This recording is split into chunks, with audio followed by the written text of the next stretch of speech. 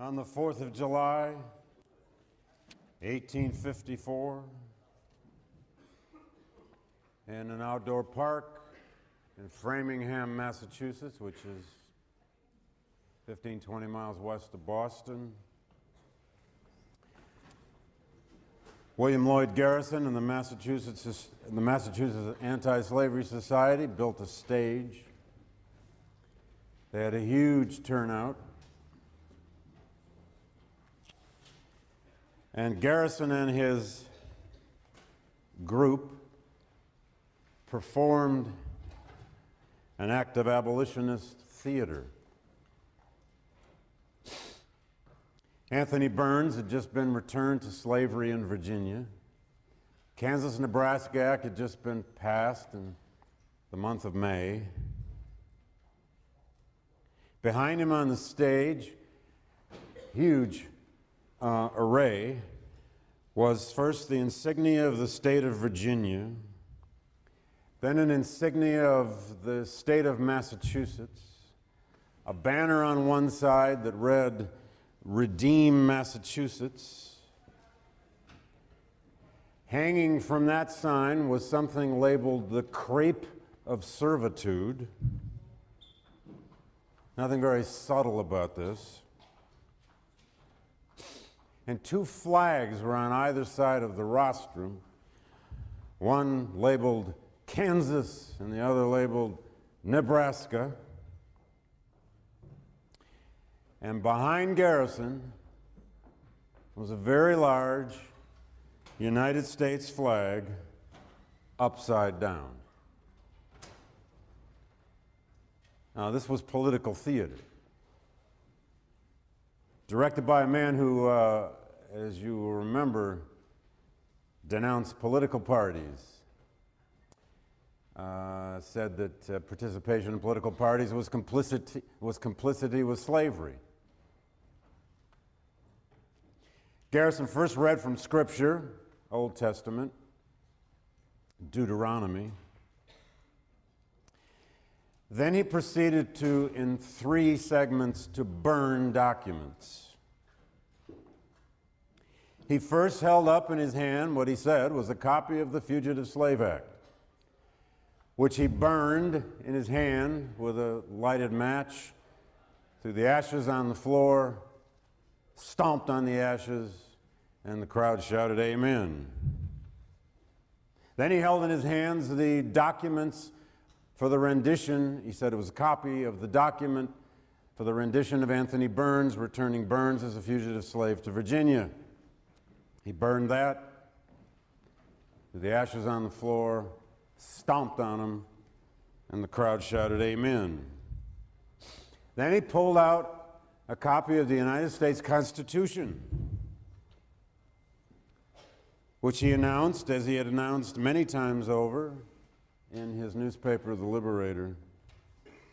He called it a, quote, "covenant with death, an agreement with hell, so perish all compromisers with tyranny." He burned it, famously or infamously, stomped on the ashes all over the stage, and the crowd shouted, "Amen." The Kansas-Nebraska Act had fueled a political fervor that now could never be bottled up again. It could never be put back in its shell. Why? Why was that that Kansas-Nebraska Act so troublesome? Let me pick that up where I left you off the other day.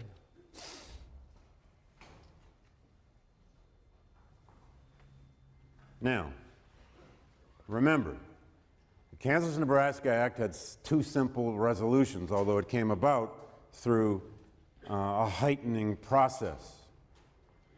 The first was that it explicitly repealed the 3630 parallel or Missouri Compromise line, what Northerners, anti-slavery abolitionists, or even in some cases hardly aware of slavery Northerners had always referred to as the, quote, sacred pledge. That sacred pledge was now 34 years old. Everybody in the United States Congress had grown up with it. It was a template. It was an assumption.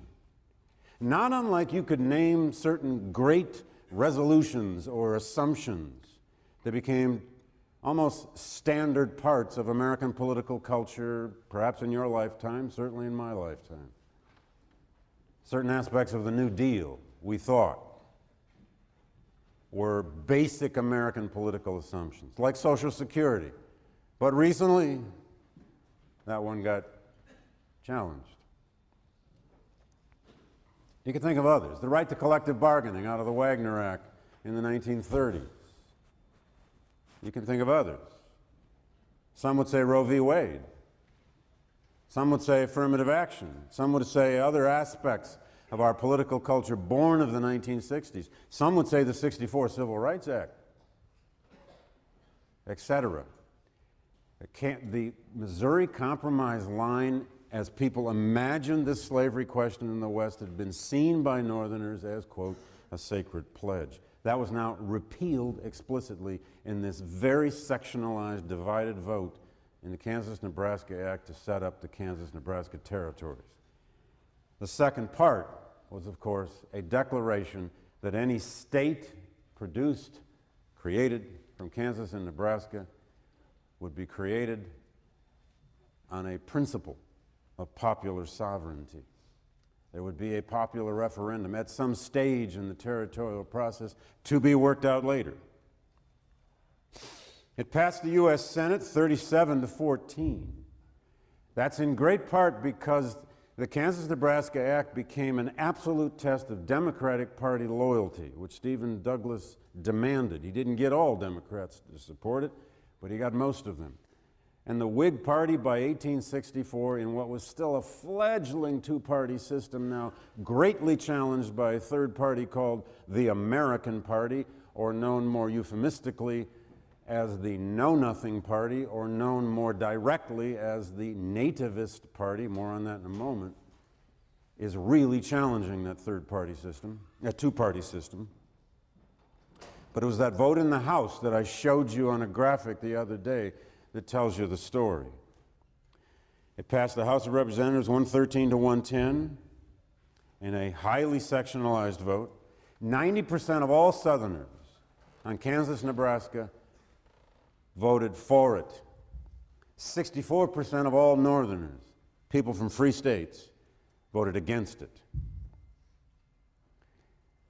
The second American party system, born out of the struggle over Jacksonian, so-called Jacksonian democracy from the 1820s into the 30s, into the 40s, into the early 50s, was now disintegrating faster than most people even really realized. The effects of this were quickly this.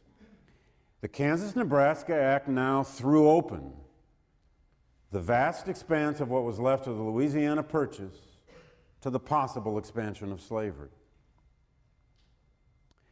Secondly, it will destroy the Whig Party forever and open a huge vacuum in American political culture for some kind of new coalition, some kind of new persuasion that would fill it about this great question of its time, the expansion of slavery. And then more directly, third, it brought overnight the birth of the Republican Party, the original Republican Party, I hasten to add, a party formed literally overnight in reaction to the Kansas-Nebraska Act. It was often first called the Anti-Kansas Party. There are 3 or 4 towns all over the Midwest in the United States, Ripon, Wisconsin, Jackson, Michigan, and others that all claim to be the site of the birth of the Republican Party. And they all have their little monuments or their plaques in town squares and parks to say they were the place where the first Republican Party meeting was held. But the Republican Party was really born amidst hundreds of meetings across the North to discuss the Kansas-Nebraska Act, to react to it, to figure out some way to politically resist it.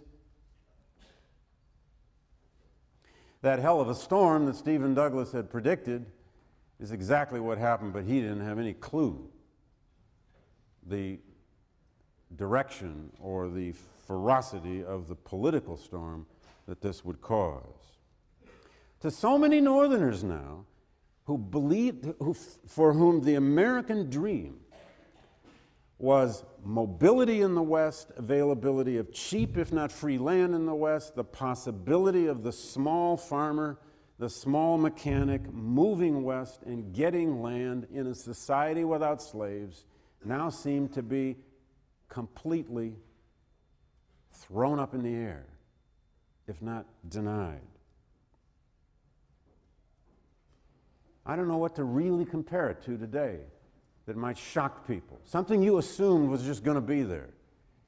And tomorrow, it's not. It's just gone. And you basically define the future of your children on it. Lots of people now wondered, what happened to the Compromise of 1850? Well, that was essentially a dead letter. And what was born in that Republican Party, what was born in those meetings that formed the Republican Party in the summer of 1854 was a theory, an idea they called the slave power conspiracy. It actually wasn't born there. That's an old idea. The idea of a slave power. Let me zoom on this a bit. Ah, cool. I could become a techie before this course is over. But the idea of a slave power, this notion of some kind of conspiracy, a cadre, an oligarchy, a small number of great planters in the Deep South who nevertheless had tremendously disproportionate power over their own states, over their own region, and then in the Congress and in the Supreme Court and in the presidency, was an old idea. I found it as early as the 1820s in an old article I once wrote where people were actually already using the term the slave power. But it really crystallized in the 1850s. This is a poster, one of hundreds, thousands of posters from 1854 calling for a meeting. It doesn't even use the term Republican Party anywhere. It's just calling people together. It's in Chester, Pennsylvania, I think. Just calling people together to discuss the Kansas-Nebraska Act, to discuss what's really happened here, and to discuss the slave power. Classic 19th century broadside with 8 things going on at once in front of your eyes, but the boldest print is reserved for the slave power. Fear. A conspiracy. Come together. Watch out. Get ready. The fear now, you see, think closely about this, to Northerners was, now wait a second. If what the Kansas-Nebraska Act is saying is that all the rest of the Louisiana Purchase is now open to the possible expansion of slavery, it's got to be rooted in a constitutional theory that probably is supporting that Fifth Amendment, which is the right to life, liberty, and property, and the transport of that property anywhere you want. So what's to stop someday, somehow, slaveholders from coming into Illinois, Ohio, New York, Boston? Might seem a bit far-fetched, but editorials started appearing all over the North, like this one from the New York Post that predicted, quote, gangs of men and women chained together may yet be seen now marching up or down Broadway or trembling in Battery Park. What was born in that summer, and especially that fall, was the most rapid third-party political coalition movement in all of American history. And if you want a prototype for any possibility of that kind any other time in our political history, this is it. The Republican Party, brand new, not 6 months old, will elect 100 people to the House of Representatives in the fall elections of 1854. And they will begin to draw together a remarkable coalition. They're going to draw first a whole lot of old Whigs, Northern Whigs in particular, who don't have any home anymore. This is the old Whig party of Henry Clay, but it's also the old Whig party that had a reformist element to it. This was the old John Quincy Adams wing of the Whig party. And there were some Whigs who had become genuine abolitionists in many states. And they now were looking for a real political home in which to plant their flag of not just free soil, but a moral case against slavery. You got the old Free Soilers. The Free Soil Party had existed in 1848 and the 1852 elections. Remember, I told you they elected, 4 people to the House of Representatives. But more importantly, that Republican Party now had tremendous, we're calling it now crossover, aren't we? Tremendous crossover appeal to Northern Democrats, lifelong Northern Democrats, who will now break with Stephen Douglas, break with popular sovereignty, break with their own political lives, and join a new Free Soil anti-slavery party. David Wilmot, the author of the Wilmot Proviso, you'll remember from a week ago, that Pennsylvania Democrat who launched this idea during the debates on the Mexican War that said in any territory, any state formed from a territory gained from the Mexican War, slavery shall never exist, the basic free soil position. In 1854, David Wilmot became a Republican. This new political coalition, fledgling as it was, a lot of strange bedfellows here, guys who had just fought like hell with each other for years in the Congress, were now kind of forming the same party. They're forming it around a few key ideas. One is this notion, this idea of a slave power that has to be resisted now. As a political force, it has to be resisted. As an expansionist migration force, it has to be resisted. As a labor system, it has to be resisted. And secondly, they are rooting their political future and ideology in what they're calling, quite explicitly now, and they've rehearsed this, many of them for some years, an anti-slavery interpretation of the Constitution. They're going to now really rehearse publicly the idea that, yes, slavery may be protected constitutionally where it already exists because slaves are legally property. Okay, we've heard that for decades, they're going to say. But the federal government has jurisdiction over territories. It has jurisdiction over the District of Columbia. And the slogan that flows from this idea of an anti-slavery interpretation of the Constitution is make freedom national, slavery sectional. That slavery shall forever be, they say, a regional, sectional, local institution, not a national institution, which was an implicit way of saying the West shall be kept free for free labor at all costs. And then thirdly, the Republican Party is rooted, and this is why it could become a coalition, it's rooted in this cluster of ideas we've come to call here, and Bruce Levine's book is terrific on this, a free labor ideology. A fear of concentrated power, the defense of the individual, the small man. It was a fanfare for the common man, the small farmer, the small clerk, the small in the sense of he has nothing, he may own nothing, but he wants to own something. It's the immigrant with nothing who wants to own a farm. And he must have, at least in this America of its boundless West, he must have physical mobility, geographical mobility. And historians have come to define all of this, of course, under this cluster of notions we call republicanism. The belief that the United States was, if not a democracy, at least a republic, where the people rule, where consent of a majority really counts. And if that majority is increasingly becoming small farmers and clerks and mechanics, and a lot of them immigrants, then oligarchies ought to be put on the run, whether those oligarchies are bankers or those oligarchies are made up of slaveholders.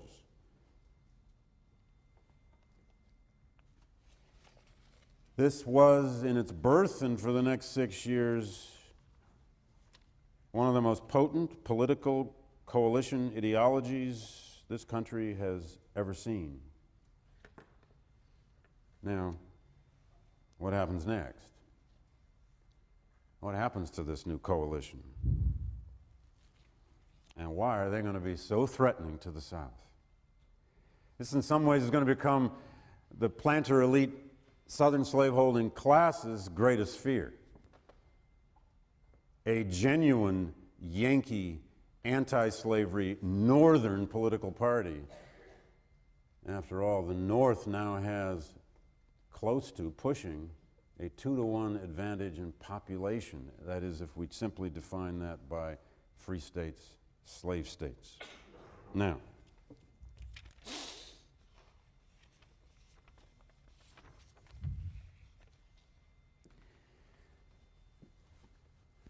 I better zoom back here a bit. Maybe you've seen this picture before. It's a lithograph of the famous beating of Charles Sumner in the spring of 1856 on the floor of the U.S. Senate by Preston Brooks. But how do we get to a scene in the U.S. Senate of a Southern congressman beating the hell out of a Massachusetts senator, beating him literally unconscious, bloodying him on the floor of the Senate, while his fellow senators looked on, and some of them in glee? There were 91 Northern Democrats in the House of Representatives when they voted on the Kansas-Nebraska Act. After the fall elections of 1854, there were only 25 left. This is a political sea change happening, and no one quite knows where it's going yet. And in that same year of 1854, this nativist party, they called themselves the American Party, a party that stood essentially for trying to stop Catholic, namely Catholic, immigration into the United States. This was the moment, of course. And you look around today, we've got a huge debate going on about immigration, and I won't go into that, but you can see how it's clustering in parts of our political culture. Heighten that 6 times over to the early 1850s. The huge Irish migrations to the United States had just happened between the mid-1840s, especially the late 1840s, and about 1852 to 54. This is the moment, the historical moment of the terrible, infamous potato famine in Ireland. The Nativist Party was anti-Catholic, anti-immigrant. They believed that Catholicism would undermine American Protestant values and the Protestant work ethic. They believed that the United States of America ought to be a white Anglo-Saxon Protestant nation as it was in its founding. They believed in a conspiracy of popery, crazy as that may seem to some of us today.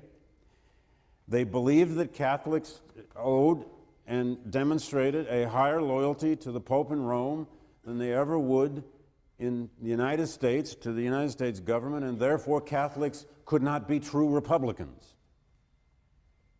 I know, give me a break. But it is what this party was rooted in. And man, did they succeed. They won huge electoral victories in the fall of 1854, particularly because there's this new vacuum now. The Whig Party's dead.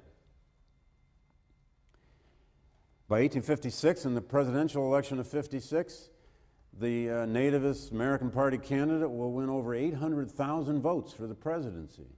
More on that in a second. The American Party won 40 seats in the U.S. Congress in 1854. They dominated a few northern state legislatures. They won the governorship of Massachusetts and a majority of its legislature. It shocked people.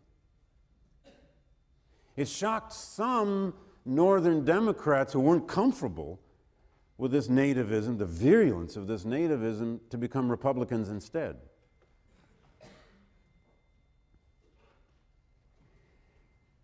Now, out west, of course, what's going to happen to Kansas and Nebraska?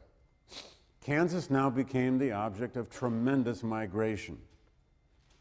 It was nothing but a series of frontier settlements in 1855, but large numbers of people began to go there. These were the so-called squatters, squatter farmers. But immediately it became a contest between how many Yankees and Northerners would actually get there and try to make the place free soil, and how many Southerners would actually get there with slaves and try to produce a pro-slavery constitution. Kansas became the great testing ground of popular sovereignty. Immigrant aid societies emerged, especially in New England. One famous one that had a lot of financial backing behind it, called the New England Immigrant Aid Society. They recruited settlers, they raised money, they paid people's way out to Kansas in some cases. Kansas now became a kind of symbol and reality. Out on its border, of course, its eastern border, was the state of Missouri, which was a slave state. And Missourians began to flock across the border into Kansas, taking land. By March of 1855, only 1 year, less than a year, 11 months after the passage of the Kansas-Nebraska Act, they held their first election for a territorial legislature in the territory of Kansas. An estimated 5,000 so-called border ruffians, or that meant Missourians, flocked over into Kansas for a day or two to vote. The census, they took a rapid census in the early spring of 1855 in Kansas, recorded 2,905 eligible voters in all of Kansas. In that territorial legislature election, 6,307 people voted. Way more than half of the people registered to vote voted. Something was wrong. They elected a pro-slavery legislature, adopted a pro-slavery constitution overnight, and Free Soilers cried foul, formed their own attempt at a government that summer, and by January of 1856, the beginning of the next year, in essence, there were two fledgling territorial governments in Kansas. One free soil, one pro-slavery. And it was then that spring of 1856 that what we call Bleeding Kansas, this border frontier civil war, this village against village, river ravine against river ravine, broke out. Before it played out over about a year and a half, about 250 people would be killed, many of them in nighttime raids and vigilante violence, and millions in treasure. I will come back to John Brown later, next week, in fact. Our friend John Brown from upstate New York, or somebody's friend, he wasn't easy to be friends with, had already sent out some of his sons, more on that later, and John Brown arrived himself in the winter of 1856.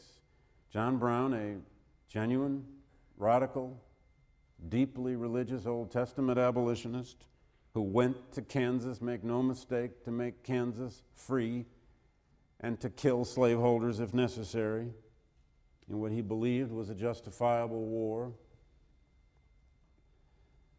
That spring, John Brown, with his band of men, was traveling along the road when he got news of the beating of Charles Sumner in the Senate. What happened in the Senate is that Charles Sumner, the radical abolitionist senator from Massachusetts, one of only a tiny handful, actually one of only two or three or four, real card-carrying abolitionists, if we want to call them that, who had seats in the U.S. Senate. Sumner, a deeply well-educated, classically educated Harvard man, began his political life as a so-called conscience Whig in Massachusetts. He got elected to the U.S. Senate in the fervor over the Mexican War and in the fervor over the expansion of slavery. In his first few years in the Senate, from 1849, 50, 51, 52, they had a virtual gag on him. Anytime Sumner tried to get the floor, this went on for about 4 years, there were all kinds of parliamentary maneuvers that the opposition could use to prevent him from speaking. They didn't want abolitionist rhetoric in the halls of the U.S. Senate. But with time, he got a position. That is, a place where he could speak in the Senate's calendar. And he did. He delivered a speech early that spring called The Crime Against Kansas. He delivered it in March 1856. It took him about 6 hours. It was later published in a pamphlet form. It's about 35, 40 pages.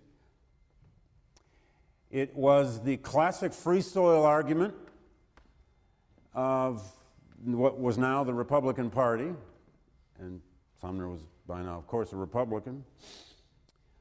He made all the arguments about a slave power conspiracy and an anti-slavery interpretation of the Constitution. He argued deeply into that cluster of ideas we call free labor ideology, but then he laced the speech over and over with personal attacks on Southerners, personal attacks on Southern slaveholders. He singled out especially Senator Andrew Butler of South Carolina, and he used Butler's alleged fathering of children by a slave woman as representative of what Sumner said was a common practice across the South. You could not imagine laying a bigger taboo on your fellow Southern senators than this one. He described Butler as, quote, a Don Quixote who had taken the harlot slavery as his mistress. And then he went on and on with that. He was jeered. Southerners started shouting at him, and Sumner just enjoyed it and went on. Many of them walked out. But he'd already had copies of the speech printed. He had copies of the speech on the street within a few days. In the audience that day, sitting up in the balcony, was a member of the U.S. House of Representatives named Preston Brooks, who was the nephew of Senator Butler. About a week after this event, maybe in 2 weeks, Butler decided that he was going to have honor. He was going to exercise an act of honor and revenge deeply rooted in what he believed was the Old South sense of honor. He had thought about challenging Sumner to a duel, but duels by this point in time were highly illegal, even though people did get challenged. Read my colleague Joanne Freeman on this. They're still challenging each other to duels all the time in the 1850s, well, a lot of times. But he decided against challenging Sumner to a duel. Instead, he thought he would take a sort of plan B. He would meet Sumner at his desk with a cane and try to kill him. And he did. Brooks took a cane to Sumner. Sumner was sitting at his desk literally signing copies of the Crime Against Kansas speech to be sent out. And he got trapped in the desk, we're told. He couldn't get out of it, and Brooks just kept banging on his head over and over until he bloodied him into unconsciousness, and Sumner fell on the floor. And there are all kinds of stories, and in fact, this lithograph tries to capture it, although I'm not sure you can see it very well. There are all kinds of stories about senators, especially Southerners, gathering around saying, you know, hold me back, as they smiled and watched Sumner bleed on the floor. And finally, somebody grabbed Brooks's cane and said, you know, that's probably enough.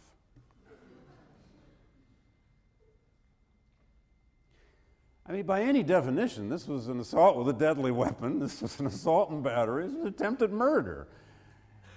Preston Brooks went back to the House of Representatives, tendered his resignation, and said he would go back home to South Carolina and submit himself to the people of his district. And he did. And they overwhelmingly reelected him. He also received more than 100 commemorative canes in the mail, some of which you can see today at the Caroliniana Library in Columbia, South Carolina. This became, of course, a cause célèbre, a brutal example now of the way in which compromise was being ruined. A middle realm for moderation was perhaps being destroyed. Violence had broken out all over Kansas. Violence had now broken out in the U.S. Senate. It led many people to a fearful set of expressions. There are literally hundreds of these in the press. This is one from William Cullen Bryant, who wrote in the New York Evening Post after the news broke of the beating of Sumner. I quote him, "Violence reigns in the streets of Washington. Violence has now found its way into the Senate chamber. Violence lies in wait all over the navigable rivers and all the railways of Missouri to obstruct those who pass from the free states into Kansas. Violence overhangs the frontiers of that territory like a storm cloud charged with hail and lightning. Violence has carried election after election in that territory. In short, violence is the order of the day. The North is to be pushed to the wall by it, and this plot will succeed if the people of the free states are as apathetic as the slaveholders are insolent." It was news of the beating of Sumner on the floor of the Senate that apparently made John Brown snap. And within 48 hours, he led what's called the Pottawatomie Creek Massacre, where he murdered 5 pro-slavery advocates in cold blood with broadswords in the dark of the night. We will return to John Brown's exploits next week. Now, that year was, though, a presidential election year, and the problem is still just laying there out on the landscape. What is to happen with Kansas, Nebraska? What's to be done with bleeding Kansas? What's to be done with, oops, sorry. Oh, there. Now, in that election of 1856, this is terribly important, just to note for a moment, the Republican Party will mount its first effort at the presidency, in it all but one. This had never happened in American history till then. It's never happened since. A new third party that comes so close to winning. The platform of the Republican Party in 1856 was, if anything, slightly more radical than it had been 2 years earlier in those congressional elections of 1854. They took a staunch stand about slavery expansion. They took a staunch stand on keeping Kansas free. They announced directly that they would, quote, "destroy slavery wherever federal jurisdiction reigned." For president, they ran John C. Fremont, a young, dashing, romantic, heroic type. He had been one of the great surveyors and explorers of the West. He was already known by the nickname the Pathfinder, and he was the first senator from the state of California. He's also the son-in-law of Thomas Hart Benton, a very powerful, now Republican from Missouri. He was well-married, well-connected, and good-looking. They centered their campaign. They borrowed Sumner's own language. And they centered their campaign on what the Republican Party itself now called the crime against Kansas. They were also for tariffs, for the Transcontinental Railroad across the West, and so on. The American Party, known as the Know-Nothings, by the way, because in their origins, if you didn't know this about the Know-Nothings, In their origins, the American Nativist Party tried to maintain a secrecy. They were a kind of secret society at first. And when asked who they were and how they met and what they were for, their original members would always say they knew nothing. So whenever you hear that term, know-nothingism, in American politics, if somebody throws that, if Chris Matthews throws that term off at you, showing off his political history knowledge, it usually means nativism, or it means some kind of third-party phenomenon. The Know-Nothings nominated that year Millard Fillmore, former president. He'd been the president during the Compromise of 1850. It was a very strange choice. And the Know-Nothings were now in some trouble because of this powerful new Republican coalition, which is managing now to draw some of the nativists into them, because it turns out some nativists were actually more afraid of the slaveholding oligarchy than they were of this Catholic conspiracy. If they had to choose conspiracies, they were a little more frightened of slaveholders than popes. The Democrats went safe. They chose a largely incompetent James Buchanan to run for president. He was from Pennsylvania, kind of lower north. He was known to have very strong ties to the South and to be what Republicans are already calling a doughface, which meant a northerner with Southern sympathies. And he had been the United States ambassador to Britain during the Kansas-Nebraska crisis, so he had never voted on it. He had no position to defend. It was a highly sectionalized election. Buchanan carried every slave state except Maryland. And then he carried New Jersey, Pennsylvania, Indiana, Illinois, and California. The Democratic Party was still a national party.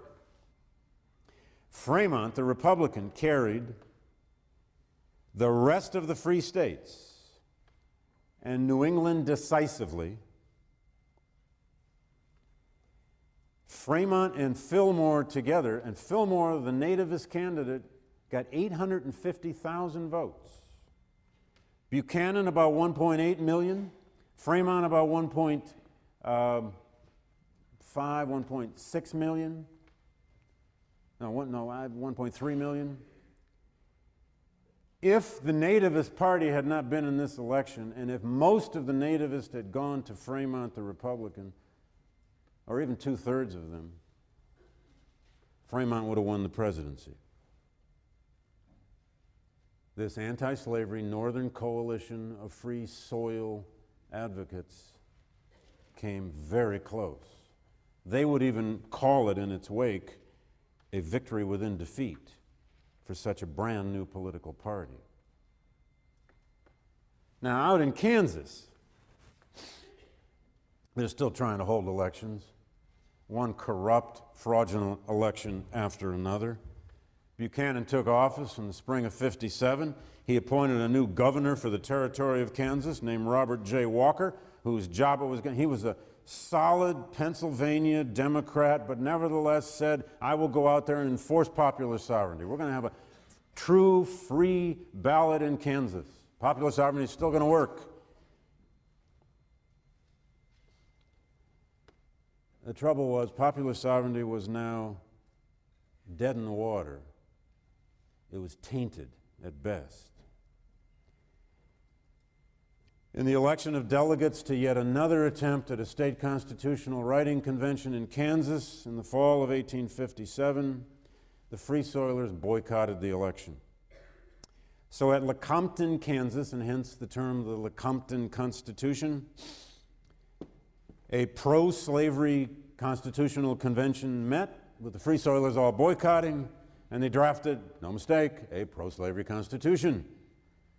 It protected slavery and the right to slave ownership eternally, forever, in the state of Kansas. It excluded from residents in the state of Kansas any free Negroes.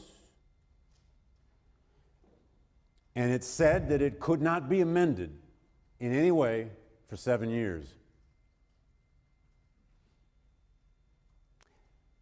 This process had taken drastic liberties with the idea of popular sovereignty, which, as you'll remember, was the idea you're supposed to have a popular referendum and just let the vote determine whether slavery shall exist.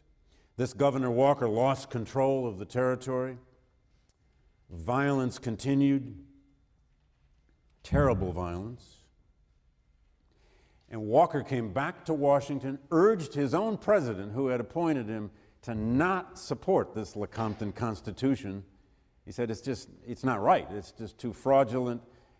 It was boycotted by half of the people, probably more than half the people. And Buchanan made a fateful decision. He said, no, they've had their popular sovereignty. They've had their constitutional right in convention. If the Free Soilers chose not to participate, that's the way it goes. And Buchanan took the Lecompton Constitution to Congress and asked for its approval of Kansas as a slave state. Buchanan took huge political risks here and didn't, for all practical purposes, apparently know what he was doing. And here we begin to see now the breakup, the tearing apart now of even the Democratic Party, because none other than Stephen Douglas, father of popular sovereignty, author of the Kansas-Nebraska Act, the man who had pushed that act through, went to Buchanan and said, no, sir, you cannot support the Lecompton Constitution. It's a fraudulent constitution. The majority of the people in that territory are probably free soil. You can't do this. He broke with his own president, and it would be disastrous for the Democratic Party. The Lecompton Constitution was not accepted by the Congress. Now, the Dred Scott decision, which came down that same spring of 1857 in the immediate aftermath of Buchanan's election. There's old Dred. Not a great picture of him, but it's the only photograph we have of Dred Scott. The Dred Scott decision also came down in the midst of a major American depression. The so-called Panic of 1857 broke out that very spring. Same time as the Buchanan is being inaugurated, the Lecompton Constitution is being forged out in Kansas. The Dred Scott decision is going to be announced. The country is falling into a horrible economic panic. There are many causes of it. I wish I had the time.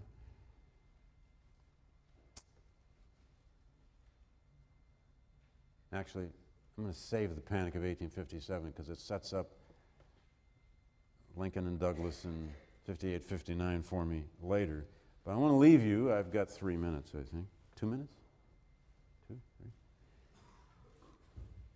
With this fateful Supreme Court case. Many people like to say the worst Supreme Court decision in all of American history. But I suspect you can get up a debate over that. I think we've had a couple others. I won't name them. Who was Dred Scott? This man, who was an old man by the time the Supreme Court ruled on him and put his name forever into American history as a symbol, was born a slave in 1795 in Virginia. He had moved to Missouri in the 1820s with his master. His original master's name was Peter Blow. He was then later owned by a physician, a doctor named John Emerson. Emerson was an Army surgeon. And Emerson traveled from Missouri all over the upper Midwest and into what then was the Great Plains as an Army surgeon working at Army camps and bases. Dred Scott went with him as his personal servant. They traveled to Illinois and Minnesota. Dred Scott lived with his master from 1834 to 1838, 4 years, with Dr. Emerson on various kinds of military bases, especially in Minnesota, a free territory. At one point, Dred Scott tried to buy his own freedom in Minnesota. He wasn't allowed to do it. He married a free black woman named Harriet while he was in Minnesota. 4 years residence on free soil, an attempt to buy his own freedom, marries a free black woman. Emerson brought him back to Missouri in 1838, and through an intricate series of events for the next 5 to 6 years, not the least of which was Missouri is a very divided place, especially St. Louis. A group of anti-slavery folk gathered around Dred Scott and tried to help him sue for his freedom. In 1846, they moved his case through local courts, and the first decision was at a local court because of his residence on free soil for 4 years, gave Dred Scott his freedom. That court decided the case in 1850. It was then appealed by the state of Missouri, which was really worried about this case, to the Missouri Supreme Court. And the Missouri Supreme Court, by a decision of 2-1, ruled no. On appeal, Dred Scott's freedom would be denied, that he did not have the right to his freedom because of residence on free soil. Then again, with the help of an anti-slavery group and even his own owner, believe it or not, they pushed this appeal to the U.S. Supreme Court. Dr. Emerson was gone. Dred was now owned by a man named John Sanford, and hence the case is called Sanford versus Scott. Scott's case came before the U.S. Supreme Court as early as 1854. It got on the docket. It would not be decided for 2.5 years. Most people didn't even know this was happening. But I'll leave you here. Only 3 days after James Buchanan was inaugurated president, having just only narrowly defeated this new Republican coalition, news broke in Washington of something called the Dred Scott decision. And it would electrify the political culture of the country. It will fuel this Republican Party anti-slavery coalition as much as, in some places, as much as the Kansas-Nebraska Act ever had, and it will inspire Abraham Lincoln to run for the Senate. That's it for now.